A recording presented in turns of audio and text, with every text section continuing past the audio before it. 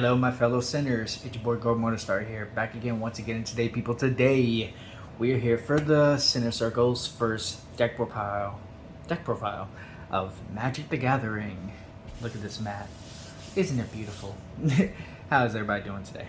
So, as you can see from the thumbnail, we will be doing a deck profile of Tribal Werewolf with my boy Tovar, the Dire Overlord. Dire Overlord. Love that anime, by the way. So this is actually my first time doing a deck profile for Magic. And more likely this is Commander. It is Commander. Modern format, I'm not trying to get into that, but you're not trying to hear about all that. And if you like more of this, just, give us a like, subscribe to the channel, and give us a comment, because, trying to build this channel up and try to get everything going, but we're not going to talk about that. So let's explain what werewolves are in Magic the Gathering Commander. I assume most of you guys know how Magic works, but this is just a deck profile for it. So with werewolves, there is a thing that separates them from almost every creature in Magic the Gathering. They have double sides. And if you notice, this is why my sleeves are double-sided. It goes for all my cards, and I can't take this to a regional game because, unless you're going to take the card out the sleeve every time it transforms and blah, blah, blah. But let me get the basics. So, almost every werewolf or human werewolf has a day-bound cycle. What day-bound means is once you start the game, you play a wolf, it starts the day-bound cycle. You would then bring out your counter that starts day-bound. It is daytime. Now, how it works is, when you end your turn, if you didn't activate your spells or neither of your opponents activated any spells, it turns to nighttime, which would then trigger your werewolves to go into the night form. However, in night form, at the end of that opponent's turn, if they activated more than 2 spells, it goes back to daytime. So you know how tedious it's going to be, because it's going to turn back and forth, back and forth. If you had regular sleeves, you're going to have to pull it out, pull it back in. I was like, man, fuck that. And I just won't take this to locals. But everyone that I do on my table, that I play with on my table, they know my wolves. They hate it. They're going to probably comment in this like, you damn puppies. But, so, just giving you the basics of how day-bound night cycle works. So with that being said, let's start with my boy, the commander of the deck. Tovar, the Dire Overlord. This boy, oh man. So he's a 3/3 mountain, forest, and 1 regular mana, 3 mana value. Whenever a wolf or werewolf controls deal combat damage to a player, you draw a card. So it could be for him or any other one. And at the beginning of your upkeep, this is why he's very important to the deck. At the beginning of your upkeep, you call 3 or more wolves or werewolves, he forces it to become nighttime. So the biggest weakness, one of the weaknesses in the werewolf deck is making sure, because they're humans, they're weak. You don't really want them while they're human form, well, some of them, but you really want them in their wolf form. And the wolf form is where all the power comes from, all the buffs, all the ability, etc. So specifically with Tovar, he becomes Tovar, the Midnight Scourge. Isn't he scurvy? He has the same effect whenever a wolf or werewolf deals combat damage. I draw a card. Now his other effect that I don't use too much, because he's a 4/4, pay X, 1 red and 1 green. Target a wolf or a werewolf you control. It gains X plus X plus 0 and gains trample until the end of turn. Because most of the time you would, once in a blue moon, I would do it for Tovar if I can guarantee the 21 damage for commander damage. I would give it to Tovar, and then I'll also use a Rogue's Pass so he can't be blocked, and then 21 for game. Because we all know it's commander. 21, game over. So that's mostly for the commander. He's the bread and butter of the deck. You need him. What I usually do is try to get at least 2 wolves out on the field, and then bring them out. Or unless you're playing against a blue deck, they're going to try to negate, get out of here, all that stuff.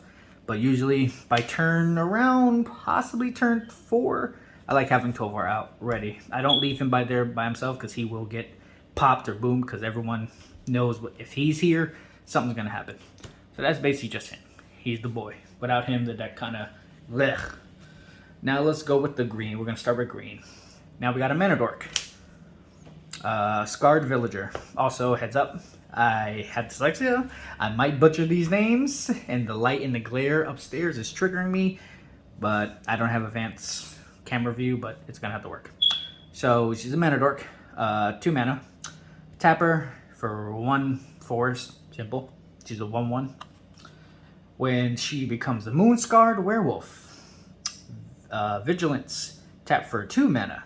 And she has the day bounce cycle. So, you know, still day bounce cycle whenever the day change, blah, blah. First one for the green. Second green. Mayor of Auerbach is another 2 mana cost. While he's in human form, other humans gain 1/1. Same thing as the Daybound ability. All the wolves basically have Daybound. When nighttime comes, becomes Howlpack Alpha. Other wolves and werewolf creatures gain 1/1. And here's the kicker. At the end of the end step, at the end of your end step, I create a 2/2 wolf token. Simple. We get another puppy on the field. Like, hey, little puppy. Come out, puppy. Now for another mana, 2 mana. Outland Lamberter. God damn it. It's a 2/2. Pay 1, sacrifice her to target artifact or enchantment. Pop it. Simple, right? Next, the Frenzy Trapbreaker. The same thing. Pay 1, pop it, pop an artifact or an enchantment. The other effect is whenever she attacks, I destroy an artifact or enchantment the defending player owns. So it's like one of those, if I need to pop her to get rid of someone's artifact, like their soul ring or some shit that's really going to annoy me, then I'll pop her to get rid of stuff. She's a get rid of card. Now, Dustwalk Recruiter. He is pretty good. Really good, actually. Another 2 mana value. 2/2. I can pay 3, look at the top 3 cards of my deck, reveal a creature card among them, and put the 1 to my hand and put the rest at the bottom of the deck. And it still has a day bounce cycle. So he can search me out whatever wolves or puppies I want to get stuff going, and he kind of helps me with that. When he transforms, it's kind of like, yeah, all my creature spells cost 1 less to cast, and he's a 3/3. So it's like, he's one of those situations where if I get him early game, it's cool, because then I'll just search out the puppies I need. Late game, I mean, that 1 less is nice, but, you know, he's good early game. Early game setup. Another early game setup, a favorite of mine, is Pack Song Pup. Look at him, he's so cute. He's another 2/2. At the beginning of my combat of my turn, if I control another wolf or a werewolf, I could put a 1/1 counter on him. So his whole purpose is just to get bigger and bigger and just be big as time goes on. And if he dies, I gain life equal to its power. Simple. And the art of it is that you see a little puppy form, you see the little wolves in the back. A wolf pup is always dangerous because a wolf pup is never alone. Exactly. You see I love the little words at the bottom. But yeah, he's a perfect early game. Next, we got a Werewolf Pack Leader. I rarely bring this one out, but it's another 2 mana value. Pack Tactics. Whenever a pack leader attacks, if you attack with a creature total power of 6 or greater, this combat I draw a card. I mean, like it's early game shenanigans. Late game, I usually don't bring these out. I can pay 4 mana until the end of the turn. Wolf Pack Leader has a base power and toughness of 5/3 and gains trample and isn't a human. I mean, it's all right. Like it's one of those early game shenanigans things that I can do. But I usually never use that ability. I just use the last one. Early game. Now we get into the 3s for the greens. Silver Fur Pathrus. It's a 3 mana cost with trample. Whenever a wolf or werewolf you control becomes a target for instant or sorcery spell, put a 2/2 puppy on the field. Simple. And it's a 2/2.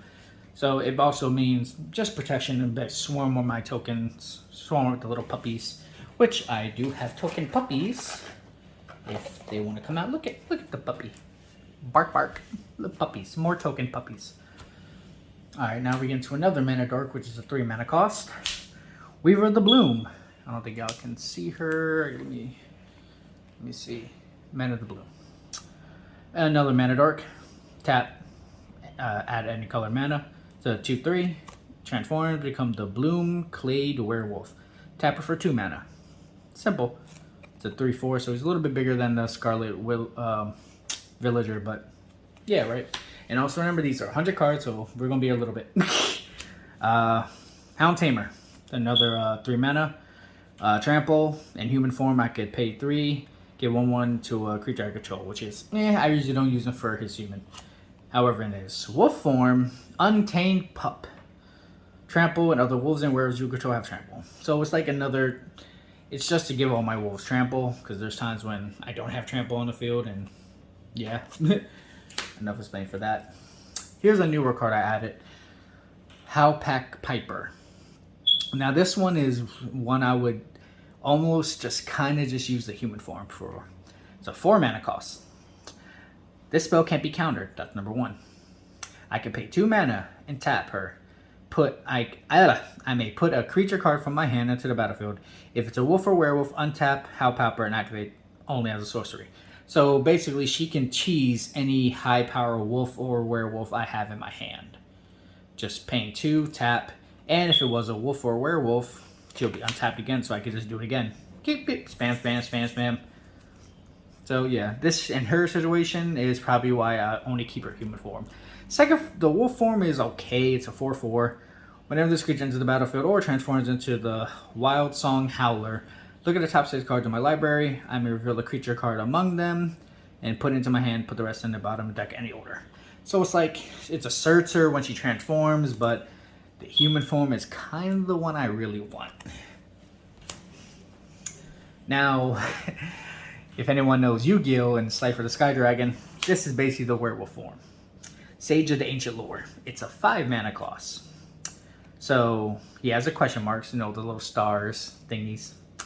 When Sage's toughness and power is equal to the number of cards in my hand. Slifer, right? When he enters the field, I draw a card, and he has the whole day bounce cycle and everything. However, the last, when he's in wolf form, this one gets crazy. Vigilance and Trample. Werewolf of the Ancient Hunger. Power and toughness are equal to the total of cards in all players' hands. Because remember, in Commander, I usually play with 4 people. So, do the math. This little boy can get pretty big. He's just a swinger. Now for another token spam who's a 5. We got Infected Inspector. It's a mana value of 5. Whenever Inspector comes out on the battlefield or attacks, I create a 1/1 bug token. Simple, right? Same thing with the Infected form, when it's wolf form. When it enters the battlefield or attacks, and when they say enter the battlefield for wolves, it's basically whenever they untransform and retransform, I can still get that effect. Because they get to transforming effect, blah, blah, blah. That is kind of cheesing, but, you know, you just got to work with it. Got to play smart. I get 2 bugs instead. So attacks or enters the battlefield, I get 2 bugs. Simple, right? Now, this one's kind of just a beat stick. Wolfkin Outcast. It's a 6 mana cost. This spell, 2 less to cast for if you control a wolf or a werewolf. So, base becomes a 4. It's a 5/4. 2 turns into Wedding Crasher. Whenever Wedding Crasher or another wolf or werewolf dies, I draw a card. So I usually just bring this out with Piper. I normally don't just pay to bring this out. I mean, it's just a beat stick. It's just a really big beat stick. So, and it gives me draw power. That's what the deck uses a lot of draw power. Now we're into the really last 3 greens of my personal favorite green cards that are in this deck. First, just a wolf. Howlage Overlord. It's a 6 mana cost. Has flash. At the beginning of your upkeep, for each creature you control that's a wolf or a werewolf, I create more puppies.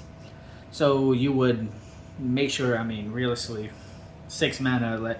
If you really need the desperate times, 6 mana, you would, at the beginning of your opponent's end phase, you'll flash this out. Bring it out, then on your upkeep, if you have a decent amount of wolves, or hell, even just her, well, realistically, you want to bring at least 2 or 3 more puppies, and you'll just get more puppies. More puppies, more puppies. Surround the field with puppies. And it's a 4/4. It's one of those situational cards. If you need it, you need it. Now, for another Tovar, Huntmaster. He's also a 6. When Tovar Huntmaster enters the battlefield, create 2 puppies. Simple, right? It's a 6/6. When he transforms to Tovar Pack Leader, whenever Tovar Pack Leader enters the battlefield or attacks, create 2 more puppies. The other effect, I can pay 4 mana. Another target wolf or werewolf you control fights a target creature I don't control. So he can make one of them fight. So I will probably make my tokens fight some big boy or some random thing. I usually just use them for the token spamming, and he's a pretty big boy. And this is one of my win conditions. And everyone knows this card, and they're going to hate this card. Averbach Caretaker. Oh man, she is... Usually when I bring her out, it's usually going to be game there, or you better kill me next turn. She's a 6 mana cost with hexproof. A 4/4. At beginning of my combat turn, I can put 2 1/1 counters on a target creature of my choice. Simple, right? It's when she transforms is the problem. For Howlage Huntmaster. Hexproof already. Other permanents I control have hexproof. So she basically gives hexproof to everybody. All my artifacts, my lands, everything. At the beginning of my combat of my turn, I put 2 1/1 counters on each creature I control, even her. That's it. So she gives everybody 2/2, 2/2, 2/2, 2/2, 2/2, 2/2, 2/2 every combat. It doesn't get removed, doesn't get nothing. Just going boop boop boop boop boop. Boop boop boop boop. Every time I go into combat, just gonna get boop boop boop boop. Even on her, so when I attack and bring her out, she's already an 8/8 with hexproof, and probably gonna have trample with all these other enchantments. So it's it's usually, it's not the craziest win condition, but it's a win condition enough to like you're gonna be shitting your pants. But that's it for all the green creatures. Let's put them on to the side right here. Now we're gonna get to the red. I don't run that many reds, but it's okay. Karen Outlaw. She's a 3 mana cost with first strike and has the Daybound ability, which will go into her 3/3 with double strike. She also gives all my other werewolves and her menace. Well, basically in foreign text, each werewolf you control can't be blocked except by 2 or more creatures. So menace basically gives all my werewolves menace. It's a pretty good card. Next, Breakneck Backrider is also a 3 mana cost. Doesn't have no regular ability besides the Daybound, but when he evolves, well, transforms, saying evolve, attacking creatures I control get 1/1/0 and have trample. Another good way to get my creatures trample. And you see the poor guy, he was riding his horse, and now he murdered his horse. Magic.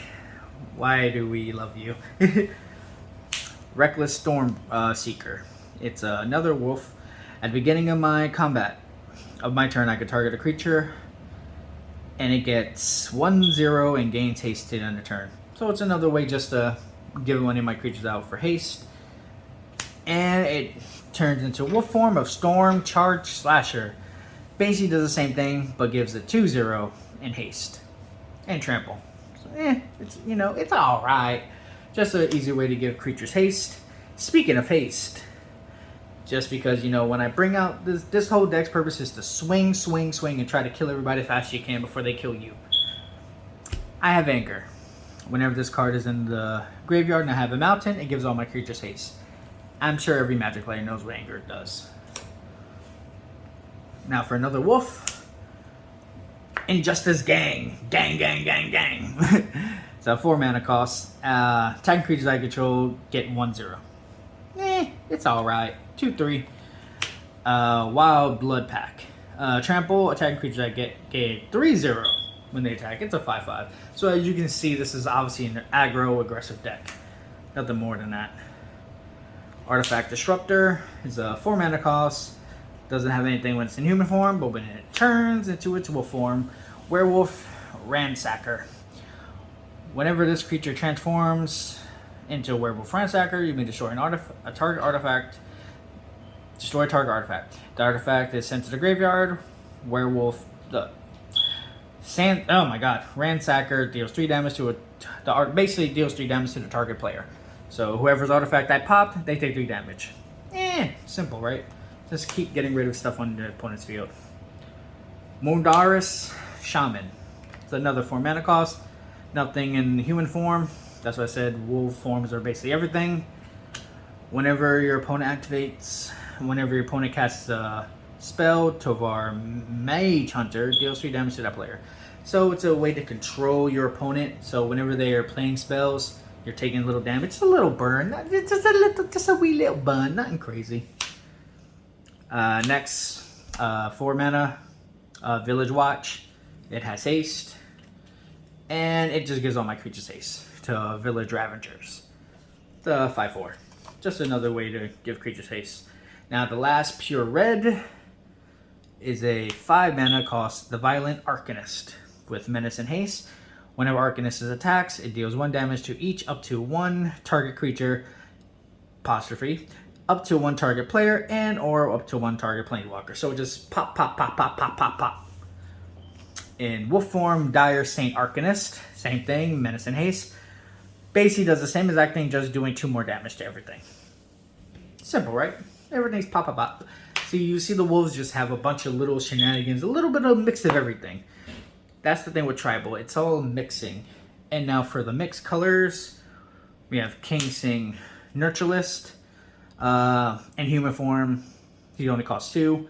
Whenever he attacks, I can add a mountain or forest to my mana pool and doesn't go into the end of my turn. Lord of the Underworld. Other wolves and werewolves gain 1/1, and basically the same thing. Give me a 1 mountain or 1 fire when it attacks. Simple, right? Labyrinth Arsonist, Archamancer. This usually in any type of Gruul deck. Each spell that casts is green or red, costs 1 less. It's simple, just to make things a little bit cheaper. Emberwolf. This is a very important card to the deck. It's a 3 mana cost with Intimidate. And other wolves and werewolf creatures I control get 1/1. And here's the important part, his last effect.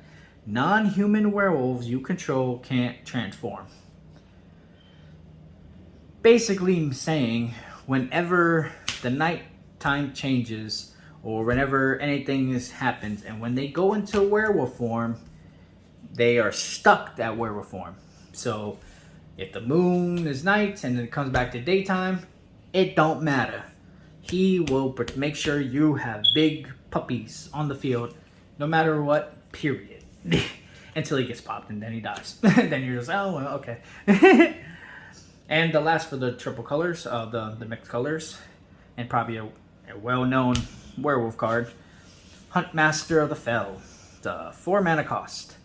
Whenever this creature enters the battlefield or transforms into Huntmaster of the Fell, I can make him another puppy. And when I do make a puppy, I gain 2 life. Simple, right? When he transforms to Ravager of the Fell, he has trample. Whenever this creature transforms to Ravager of the Fell, I deal 2 damage to a target opponent and 2 damage to a target creature that opponent controls. So that's a little simple thing. It's a little simple.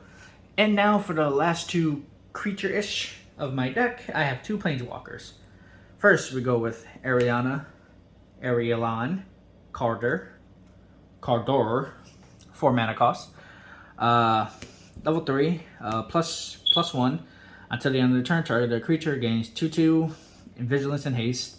And for 0, I create a puppy and I transform her to Ariellan, the Embrace and Envy of the Moon. I can +1 create a creature. Creatures I control. I could target 1 creatures. No. Creatures you control get 1/1 and 0 and gain tremble to the end of the turn.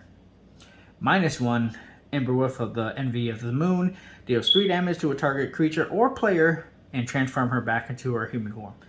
-6, you get an emblem that emblem with creatures you control have haste.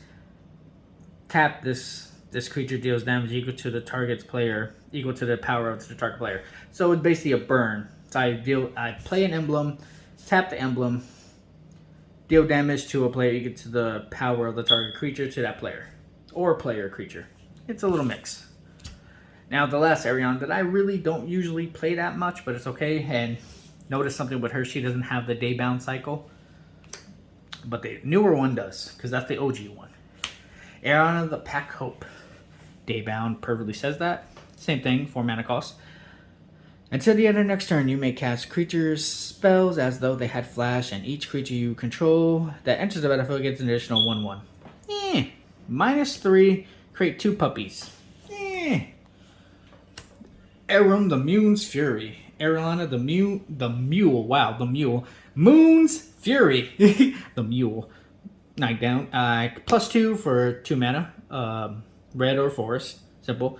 For 0 until the end of the turn, Ariana becomes a Moon Fury creature. So now instead of a Planeswalker, she becomes a creature. Becomes a 5/5 werewolf creature with trample, indestructible, and haste. So until the end of the turn, I can basically make her into a creature just to swing for 5. You can't stop her.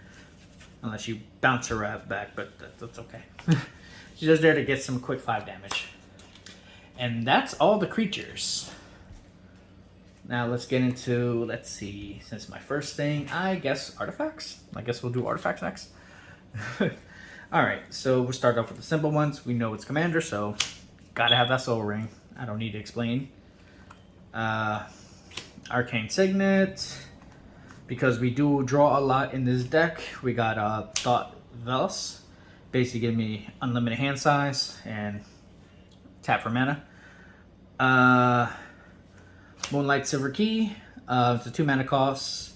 With this deck, I kind of need to search out my artifacts quickly, and you gotta keep moving before anything happens. So I could pay 1, tap this, sacrifice it, summon it for an artifact or card with the mana value, or basic land. I mean, I never look for basic land. We always grab usually either Soul Ring or the other card I'm about to show you guys. But for that, I will show you the Necklace Heirloom. It's a 1 mana. I can equip it to a creature, gets 1/1. When the equipped creature transforms, this also transforms to the Ashmoth Blade. The equipped creature gains 3/3 and first strike. So, you know, it's okay, you know. I usually never have to re-equip it to somebody. It usually always goes to Tovar just to make him more bigger and more problematic. Usually, all the time. And the last card and the most important artifact of this whole deck, the Settlus. Sutilus. I'm probably going to butcher that and people are going to scream at the comments. So, controlling the day and night cycle, like I said before, is the most important thing in this deck. Whenever it's day or night, it becomes day when the Sentinel enters the battlefield. Enters the field. I can tap this for mana, any color. Second effect. Pay 3, tap this card. I can now switch it from day to night or day to night, and vice versa, and play that as an sorcery. But remember, whenever this card comes out on the field, if it's nighttime, it automatically becomes daytime. Period. But there's a benefit to that, which is the very last effect. Whenever the day changes from night to night to day to night, whenever it changes, no matter what, I gain 1 life, draw a card, then discard a card. Right? Nothing crazy. It's just a little sentinel. And it's a mythic, I think. And that's it for the artifacts. Now let's get to these enchantments. Let's start off with this one. I think we good. So I don't have any red enchantments, so we just have regular greens and mix. So let's go with my personal favorite one. And the biggest weakness of this whole deck is getting board wiped. Once it gets board wiped, it's kind of hard to build up again. So there's only one protection I have. Well, there's a few, but not that many. Full Moon Rise, 2 mana costs. Werewolves I control gain 1/0 and haste. And this is where this card comes in. I can sacrifice this card to regenerate all werewolf creatures you control. So basically, if I get board wipe, like let's say Blasphemous Act or something to board wipe all my puppies, I would sacrifice this and regenerate all the werewolves. Only werewolves. But most of the deck is werewolf anyway. But yeah. Next, Howpack and Regeneration. It's a flash, 3 mana cost. Each creature I control that's a wolf or a werewolf gets 1/1 and trample. Simple. Like, you know, just boost, boost, boost, boost. And for another card, Howl of the Hunt. Another 3 mana in flash. Enchanted creature. It's an enchantment. It's an enchanted, like it's an aura enchanted. When the Howl of the Hunt enters the battlefield, if enchanted to a creature is a wolf or a werewolf, it untaps the creature. The enchanted creature gains 2/2 in vigilance. So, if I'm like, only time I relieve this is like, say, for example, after war, I already tapped with everything and somehow my opponent survived. I will pay, and he's about to swing at me for game. I will pay to like Tovar or something, enchant it. It restands, so now I can block it. And let's say it's already big and just gained extra 2/2 with vigilance. So I don't have to tap anymore to block. It's one of those defense cards, situational. And for the last green, one of my favorite, Unnatural Growth. If everyone knows Magic, you know every green deck usually has this. At the beginning of each combat phase, no matter what, if it's my turn or my opponent's turn, doesn't matter. Doubles the power and toughness of all my creatures I control. Period. That's it. Just boost. And let's talk about that haste. We got mixed colors here. So we got a green-red. Fire the Yamata. Gives all my creatures haste. Simple. And let's say if they try to sacrifice this or try to get rid of it, I would just sacrifice it and give one of my creatures 2/2 until the other turn. Right? And the last card is Realm of the Wilds. Everyone know what this does. Creature spells I control can't be countered. When a non-creature card comes on the field, I can give it a Riot. It basically gets a Riot counter. It basically gets 1/1 or haste. I could choose whichever one. So, it's more haste. And that's for my enchantments. Now let's get to, let's see, I guess we go instant. Now, instants in Yu-Gi-Oh! Situations, I would say, in best way to explain it for Yu-Gi-Oh! People, basically a quickie, quick spells, and probably the fastest ones ever, like counter spells. So we're going to go with green, Return to Nature, 2 mana cost. I can choose one, destroy a target artifact, enchantment, or exile a creature from a graveyard. Just shenanigans. Fog, the best card in my personal opinion, defense. Prevents all battle damage that will be dealt this turn. Period. Period. And it costs 1 mana. Defensive card, because if I get board wiped and I'm about to die, fog! Let's see, another defensive card. Moon Mist, 2 mana cost. I can transform all humans, prevent all combat damage that would be dealt this turn by creatures other than wolves or werewolves. So basically transforms all my wolves and werewolves. And if it's not my turn, I guess I'm not taking no damage. Let's see. I think that's it for... Oh, no, there's another one. Moonlight Hunt, 2 mana cost. I can choose one creature I don't control. And for each creature I control that's a wolf or a werewolf, they basically combine. I can combine every wolves and werewolves power to hit that creature with it. Usually it's over 220 damage, so whatever is coming out, it's going to take that damage no matter what. Period. Next we have Duel of Dominance. I can choose a creature you control and choose a creature I don't control. If you control 3 or more creatures with different power, but put a 1/1 counter on the chosen creature, then the chosen creatures fight. So let's say, for example, he has a Leviathan or something, and I'm like, yeah, I don't want that. I go Duel of Dominance. Everyone has different power levels. Give it to him. Gets another 1/1 and forces him to fight. It's another good way to get rid of little shenanigan cards that are going to come out on the field and give me problems. It's instant. So, yeah, a little disruption. Draw power, Hunter's Insight. We all know what this does. Target a creature you control. When that creature deals pile of damage to a player or Planeswalker, I draw cards to the number of that cards. Just a quick way for draw power. And that's all for the red. That's all for the green. And speaking of red, we have Thrill of Possibilities. An additional cast, discard a card, draw 2. And if you heard my cat, she is meowing like a little whore she is. Demand Answers, again, discard a card or sacrifice an artifact, draw 2, just for some draw power. And Acrobat, As I said, I don't have that much disruption things, but I do have a decent amount. They'll do damage to a target creature or pop an artifact. Low quap, low. And that's all for the instance. Now we get to the sorcery. I did not organize this as best as I think. I think I did. I don't know. Alright, red, more draw power. Faithless Looting. Draw 2, discard 2, and it has flashback.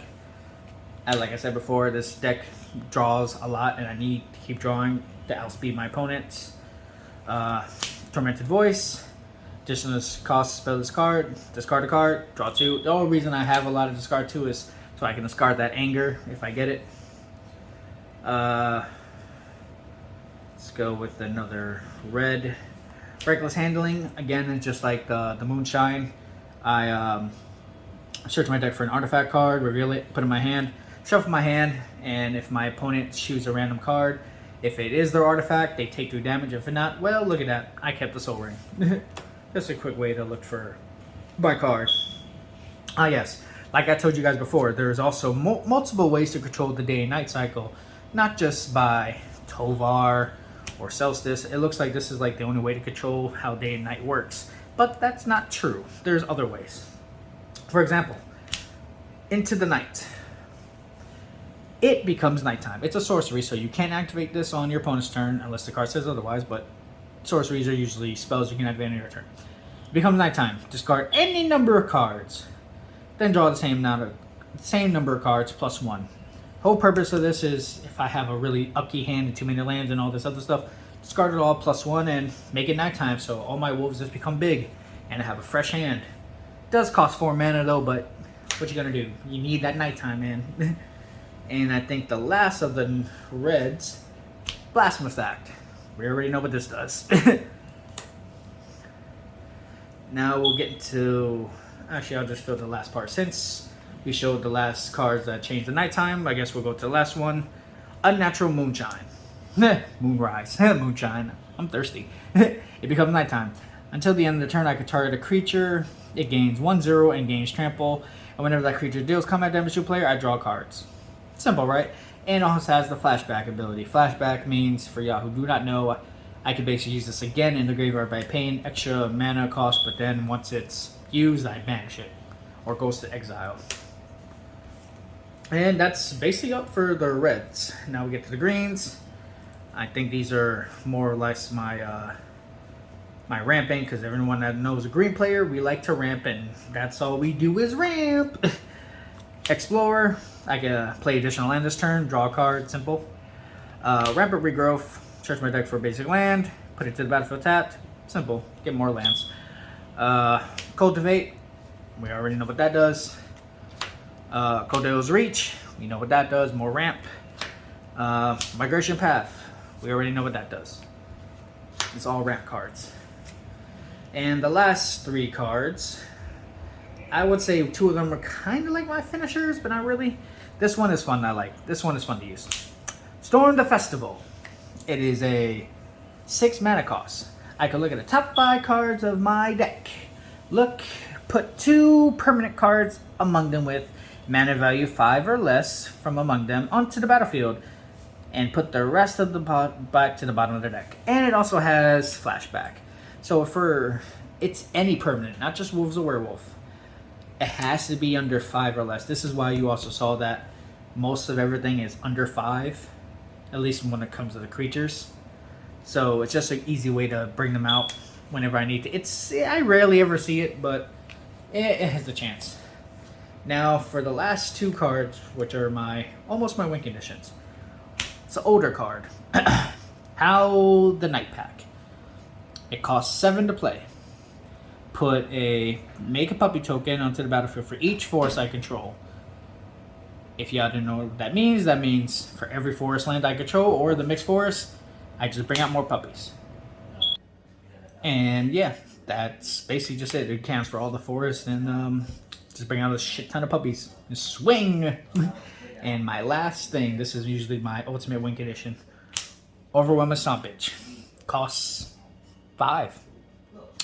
Until the end of the turn, I can target a creature I control gains trample and XX plus XX where X is the strongest power among all creatures. So let's say if I have that Slifer guy, he has 17/17. I could dark him, it gives everybody 17/17, plus 17/17. And yeah, usually game after that. Yeah, that's the deck profile. I won't, the lands, I mean, if you did the math and counting everything, I usually just tell people, you know, it's your choice when it comes to your lands. I could just show you the creatures and everything else. The lands are up to you. Yeah, that's the deck profile. If y'all enjoyed this, please give me a like, comment, and subscribe if you're not new to the channel. I'm going to try to do more. I'm also going to try to do 1v1s if I could get the glare away, because as you see, that glare is kind of annoying. But I'm probably going to do 1v1s to do a match like they do on all those other channels. I need that overhead camera. But we all know work is a bitch. But yeah, if you enjoyed this video, give us a like, hit subscribe if you're not part of the channel, and leave us a comment. And remember, life is a spinning wheel, but just remember to stay sinful. Catch you later. Be breezy.